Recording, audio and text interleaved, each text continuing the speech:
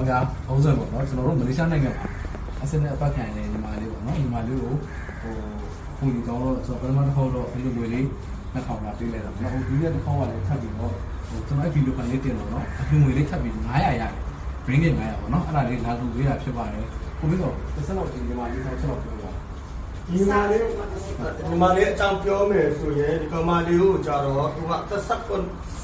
9နှစ်မှာရခိုင်ပြည်ကနေကြောက်တော့သူ့ရဲ့ဇာတိကကြောက်တော့ဇာတိဆိုတော့ကျွန်တော်တို့နဲ့ကြွားလေးသားအိမ်မောင်း9လို့ပြောတယ်သူ့ကိုကျွန်တော်လာတဲ့အချိန်ကလေးချင်ငယ်လေးပဲရှိသေးတယ်ဟုတ်ဆက်တယ်မရှိဘူးကျွန်တော်ကဘယ်ကြွားလာတဲ့ဆက်တယ်လို့တော့အဲ့တော့တူမတွေလာတော့သူတို့တွေကဆက်တယ်ရှိတော့ကျွန်တော်မလာလေတယ်အဲ့လိုမျိုးပေါ့သင်သွားကြတယ်သူတို့တူတူဆိုကြပြီးသွားဟုတ်ဒီကိစ္စမဖြစ်ခင်ဒီကိစ္စမဖြစ်ခင်နန်းလေးလောက်ကိုသူ့ကိုရိုက်တယ်ဟုတ်ရိုက်တဲ့အချိန်မှာကျွန်တော်ကသူကဘာပြောလဲဆိုတော့ကျွန်တော်မှရွယ်မရှိဘူးကိုသူခါတိုင်းချင်းချောက်တယ်အရွယ်မရှိတဲ့ပုံမှာချင်းချောက်တဲ့ပုံမှာသူကအဲ့လိုမျိုးရွယ်မထွက်ရဘူးပါများအဲ့လိုမျိုးသူရိုက်ထားတဲ့အချိန်ကတော့ခေါင်းဒီပိုင်းကွဲတယ်ကျွန်တော်စေးဝင်မလေးတွေကသူကတိုင်းဝိုင်းတွေကမလေးတွေကသူပထမတစ်ချိန်ကပို့သွားပြီပို့ပြီးတော့ဖြောက်လာရတယ်အဲ့ဒါဒီသူရဲ့ဓာတ်ပုံတွေအားလို့ရှိတယ်အားလို့ရှိတော့ကျွန်တော်ကဘာလုပ်လဲဆိုတော့အားကိုရမလားဆိုပြီးတော့ NGO အဖွဲ့တစ်ဖွဲ့ကိုကျွန်တော်ကဒီကိစ္စတွေတင်ပြတော့တရားကဗမာပြည်သားကဆရာပဲကိုကြီးပြီးတော့ NGO ကို drive ပြီးတော့သူ့အိမ်ကိုလာပြီးတော့သူက3လထောက်ပံ့ပေးထားတော့ကျွန်တော်ကနေ့ကကိစ္စကိုအိမ်ရောက်ကြတာပြောကြတာအိမ်ရောက်ကြတာ6နှစ်9နှစ်ရှိပြီသူလည်းအိမ်ရောက်ကြတာဒါပေမဲ့သူ့ရဲ့နေကားအောင်ပါပဲသူလက်ရှိနေနေတာသူလည်းလာလိုက်သွားလိုက်လုပ်တယ်သူ့ကိုလည်းအပြစ်မပြီးမဆိုးလို့တော့တခုကသူကမိမပေါ်မှာတာဝန်ကြီးတယ်အခြေပြီးတော့ကျွန်တော်ကမပြောဘူးဒါပေမဲ့ဒီလောက်ထိရဲဆက်လုပ်တော့ကျွန်တော်ကမခံတာမိဘပေါ်မှာလည်းသူ့ရဲ့မိဘပေါ်မှာလည်းသူကပေးတယ်ကဲနဲ့ရှိတယ်အဲ့ဒါကြောင့်သူတို့မောင်နှမတွေလည်းသူကြီးတယ်ကဲနဲ့ဒါပေမဲ့ဘာကြောင့်ဒီပြဿနာဖြစ်တာလဲဆိုတော့တဝန်တူမှုတော်ဝင်တူသူကတဝန်တူရင်ပါသူ့မှာမိသားစုဒီမှာညီကိုရှိတယ်ဒီကောင်လေးမှာဒီကောင်မပေးရကဲတာမလို့လားတော့ဒီကသူကမနာလို့ဖြစ်မနာလို့ဖြစ်ပြီးတော့ဒီကောင်လာပြီဆိုရင်သူကသူ့အိမ်ကိုသွားပြီဆိုရင်သူ့မောင်နှမအိမ်မှာသူကဂျာမီထိုးပြီးဂျာမီထိုးရင်ဒီကောင်မလာရိုက်တယ်လာရတယ်ဒီကမဘာကြောင့်ဒီလိုရရတာလဲဆိုဒီကမပြန်ချသူတို့เนี่ยအဲ့လိုမျိုးပေါ့နော်ခဏနေတော့အဲ့ဒီကျပြန်ချော့ပြန်ကောင်းသွားပြန်အဲ့လိုမျိုးနဲ့6နှစ်ရှိပါပြီဒီတစ်ခေါက်ကအဲ့ဒီညကမပြန်ခင်3နှစ်သူပြန်တော့မယ်ဒီလေလည်းဒီမှာသူအစင်သက်လောက်လာပြီးသားဒီဘူးကလည်းသူကဝယ်ထားပြီးသားဆိုင်တယ်ပေါ်မှာသူ့ကိုပြောတာဆိုင်တယ်ပေါ်ဖွက်ထားပြီးသားလုံးမယ်ဆိုတော့သူကပလန်ချပြီးသားဒီတစ်ခေါက်လာတာအစိုးရလာသူရှိလာပိုင်းသူလာတယ်ကိုလာပိုင်းလာတယ်ပြီးပြန်သွားတယ်ဒီသူကတအားစီးနေပြီခမတ်မလို့မလာဘူးဆိုတော့တအားကိုနီးတက်နေတာသူလာတယ်ဒီကမှသူကအဲ့ဒါမတက်ငါဖြစ်ပြီးတော့သူကမှသူပုံလို့တယ်မြို့ဒီတစ်ခေါက်ဒီသူကခုလောက်သွားမှလားမသိဘူးငါအိမ်မက်တက်ပေါ်သူပုံလို့တယ်ဆိုတော့ကျွန်တော်ဒါကအခုပြောပြချက်ပေါ့နော်သူ့ဖုန်းထဲဆိုတော့သူကသမီးတယောက်ကြာသမီးကိုချစ်တာပေါ့အရင်သမီးလည်းဂျာမမပါဘူးသူ့ကိုအော်တယ်တမရီကအဲ့ဒီအချိန်မှာသူတို့ကအဲ့ဒီည3နာရီမှာစကားငင်းခုန်ဖြစ်ကြတယ်အဲ့ဒီအချိန်မှာကောင်မလေးကစကားတခုပြောလိုက်တယ်ဘာပြောလိုက်လဲဆိုတော့နင်းကကလေးယူစီရလားဆိုပြီးပြောလိုက်တယ်အဲ့ဒီဟာလည်းသူတို့ကပြဿနာဘာမှဖြစ်သွားဘူးတညာလုံးအိပ်ပြီးတော့သူတို့ဂျနေမိုးကအိပ်ပြီးတော့3နာရီမှာအညာလုံးသူတို့ကအစပါစီလုပ်ပြီးတော့အိပ်ပြောသွားတယ်အိပ်ပြောပြီးဂျနေမိုးကဆင်းဟိုဒီကောင်မဝက်ချော်တာကဝက်နေမဲ့အရှိတ်မှာဟိုကောင်ကအနာအညောင်းမှာအဲ့ဒီအမိုးကိုဖြော်နေပြီပြောလဲဆိုသူကကြားတယ်သူ့လည်းဖိတ်ပြောပေးတယ်ထင်နေတာသူကထပ်ပေးပြီးပါကိုဝင်ရှိတယ်သူကကိုဝင်ချစ်တော့ဒီကောင်ပဲစိတ်ကခေါ်သွားတာဒီသူကလေးဆိုတာလည်းသူသိတယ်သိပြီးတော့ဒီကောင်မလေးကိုသူပဲစိတ်ကခေါ်သွားတာသူပဲသိတယ်နောက်ထပ်ပေးပါရှော်ပေးနေတာသူအဲ့ဒီမလုပ်ခင်ကျွန်တော်လည်းဆန္ဒလာပြီးသွားတယ်ကျွန်တော်လာနှုတ်ဆက်သွားတယ်သူတတိယကျွန်တော်ကမှမတွေ့ဘူးသူဒီခေါက်လာတော့ကျွန်တော်ဆန္ဒလာပြီးသွားတယ်ဆန္ဒလာပြီးဒီကနေပြီးမှ900ပြားမှဒီကိစ္စဖြစ်တယ်ဖြစ်ပြီးတော့ဒီဟာကိုအမလေးကဒီသူငုတ်ပြီးဝက်ချော်စက်ကနေဝက်လေးဝက်ယူတဲ့အချိန်မှာဒီကောင်လောင်ချအစ်စ်နဲ့ပါတယ်အစ်စ်တော့မဟုတ်ဘူးငရဲမီးကိုအမုတ်ငရဲမီးအမုတ်ငရဲမီးကအမုတ်ကိုသူကဂျင်းနိုးလေးဖြော်တာ20စက္ကန့်ပြအောင်ဒီအမုတ်ကဆရာဝန်ကျွန်တော် ICU မှာပြကြည့်လာတဲ့ကျွေးဘူးကိုအရင်အပြင်းစားကင်မီကယ်ပါတယ်လူပါအသက်ဆုံးချုံနိုင်တယ်ဒါပေမဲ့တော်တော်တော့ပြန်ကောင်းတယ်လို့လားအသက်ဆုံးချုံရတာ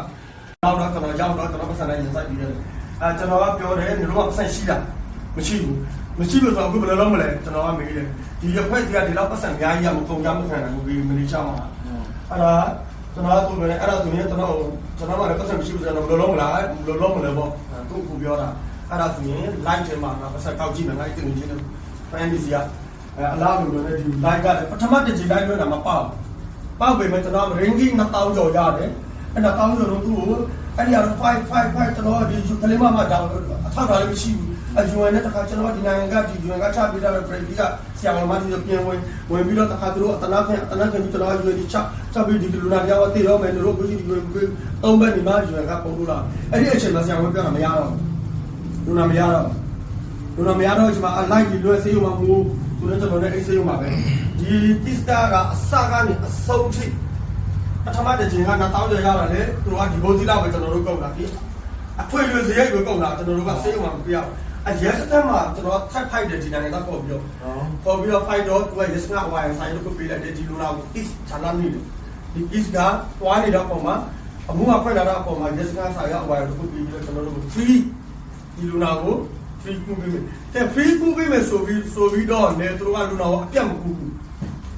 အပြီးတော့သူတို့မနိုင်တော့ဘူးတိတ်ကြောက်ဆိုတော့သူတို့အစိုးရကဒီလောက်ပဲနိုင်တယ်အตาလေးလူနာကိုခေါ်ပါကောင်းသွားပြီဆိုပြီးကောင်းတော့လူနာကိုကျွန်တော်အဲ့ဒါကောင်းသွားပြီဆိုတော့နင်းနေပပသူ့ကိုလုံးလိုက်မှာပေါ့ဆိုပြီးတော့ပတ်စံလေးကောင်းသွားပြီဆိုတော့ကျွန်တော်ကလွတ်ထားပြလိုက်တယ်ဒါလေလောကနာပြီးပါပြီကကျွန်တော်ကကူညီနိုင်တော့ဆုံးကိုကူညီပြသွားပြီ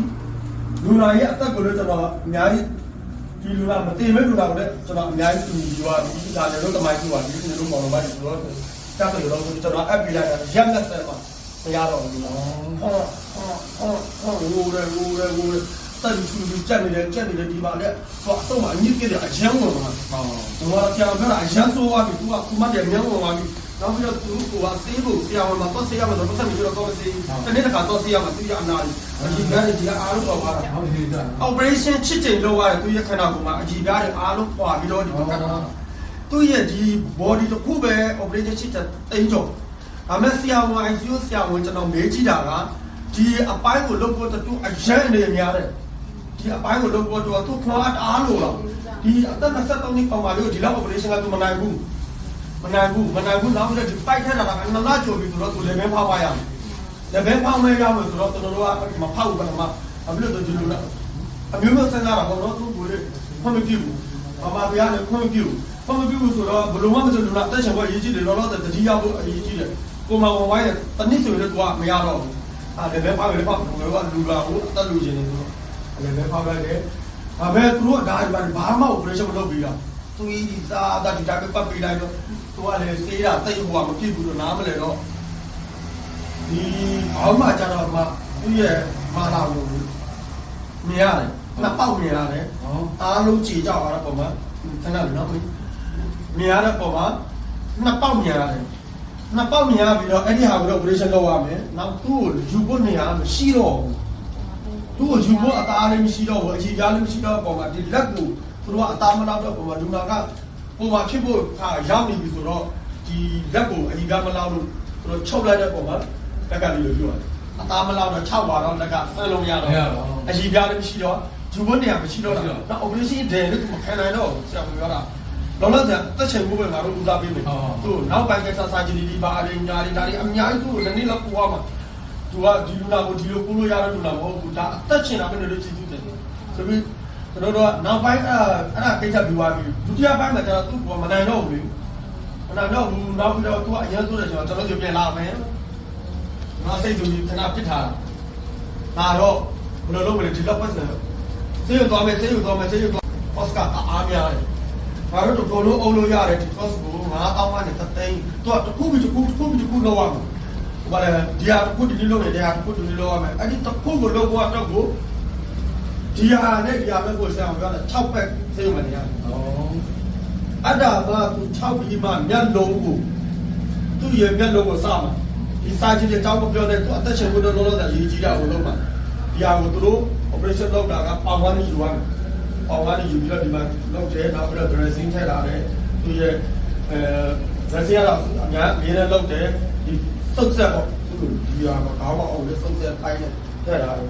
်အလားတူတော့ပဲကျွန်တော်ကြည့်တာတော်လာတယ်ဆရာဝန်ကြီးကသူတို့နောက်ဆုံးခေါ်တာစေခွေးမှာသွားကြည့်တာလွယ်ဒီမှာနည်းနည်းတိတိထွက်လာထွက်လာပြီဒါမဲ့အောင်မြင်သွားပြီခေါင်းကအောင်မြင်သွားပြီဒီလေဘင်းကနေ6လာပြီအခုကျန်တာကလက်ရယ်မျက်လုံးရယ်လုံးပဲနော်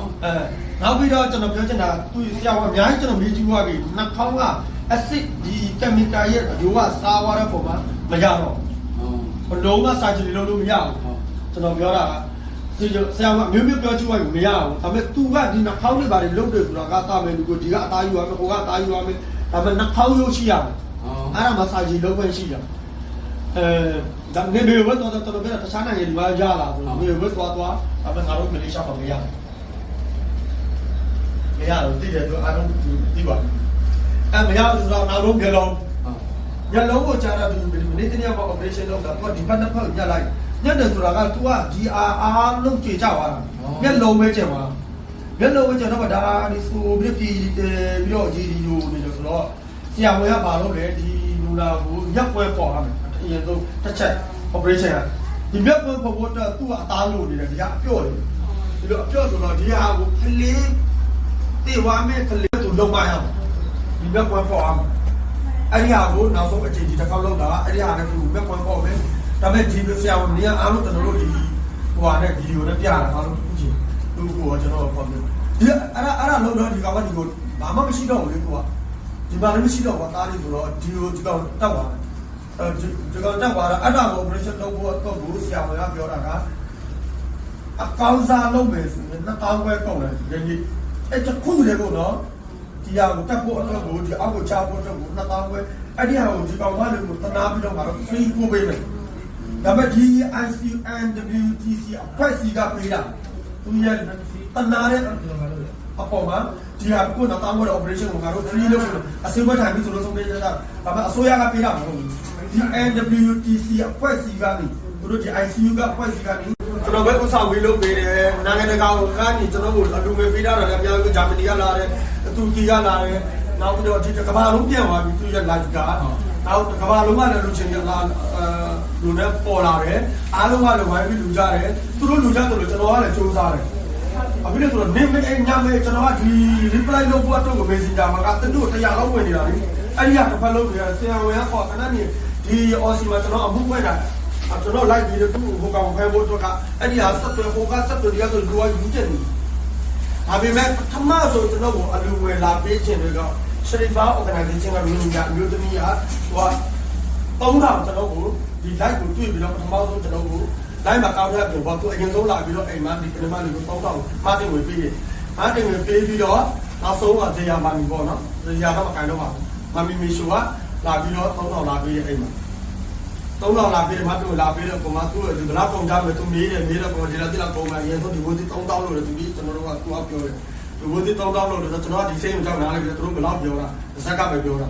ဒါပေမဲ့ဇက်ကပြောလို့ဆိုတော့ဒီဝစီအလားမလို့ဘူးလေးဆိုင်တော့ကတော့နောက်ပိုင်းမှလို့တာတစ်ပတ်တစ်ခါလို့အဲ့လိုပြောတော့သူကမမီကသူ့ရဲ့ဆွေမျိုးတွေကတက်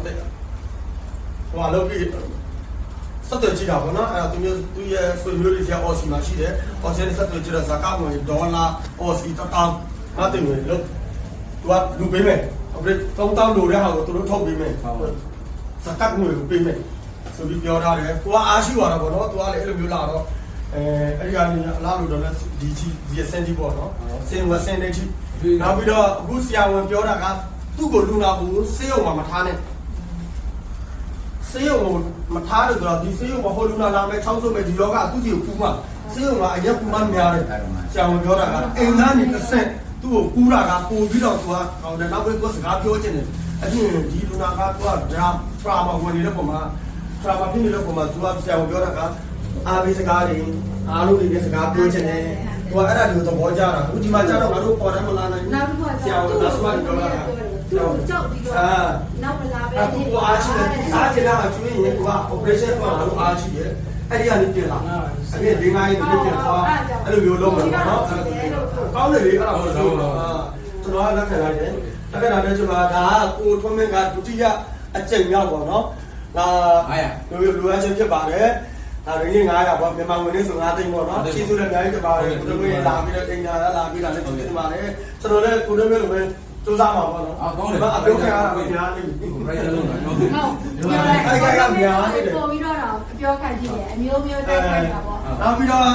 သူတို့တခါတည်းအခုလေဒီ OJS ကနေရှင်မကိုလေးဆက်သွယ်လာတာ9000 US 6000 range 6000ပေါ့နော်နောက်ထပ်လူချင်းတွေရောက်တဲ့ရှင်မကိုပေါ်လာတယ်နောက်တူရကီက student ကျောင်းသားတွေရတယ်ရှင်မကိုဆက်သွယ်လာတယ်သူတို့လည်း30လောက်လူပေးမယ်နောက်အများကြီးပေါ့နော်ဂျာမနီကလည်း30လောက်လူသားတာရှိတယ်နောက်တခြားနေရာတွေကလည်း3000ကျော်4000ကျော်ဟို ကနေဒါနဲ့တခါငါသိကျော်အဲ့လိုမျိုးနောက်ပိုင်းပေါ့နော်ကျွန်တော်သိ1500ရတဲ့အပြင်သိန်းပေါင်း1500ရတယ်ဒီမှာမြေဟောက်ဆောင်မှာပြီးတော့သိန်းပေါင်း1500ရတယ်ဒီမြန်မာငွေပေါ့နော်မလေးငွေတော့သိန်းခွဲပေါ့မြန်မာငွေသိန်း1500ရတယ်ဒါပေမဲ့သူ့ရဲ့ပုံချောင်းငွေပြောမယ်ဆိုရင်အခုကဘာမှမကုန်ဘူး150လောက်ပဲကုန်ပြီဒါပေမဲ့အထွေထွေဖေးက1000လောက်ကုန်တယ်250ပဲကုန်ပြီဒါပေမဲ့စည်ရင်းပြကသူ့ကိုကျွန်တော်ပေးရတယ်ဘာဖြစ်ဆိုတော့တချို့တော့တော်ကတက်တယ်ဒီအမောက်ကိုပေါ်ပြပြီးတော့ဘာဖြစ်လို့စည်ရင်းပြမတင်ပြတာလဲဆိုပြီးပြောပြတယ်စည်ရင်းပြကကြတော့သူ့ကိုအပြီးပေးလိုက်တယ်ကျွန်တော် ဟိုလေကျန်ကျန်နေနားနဲ့ကျွန်တော်ဆက်ပြ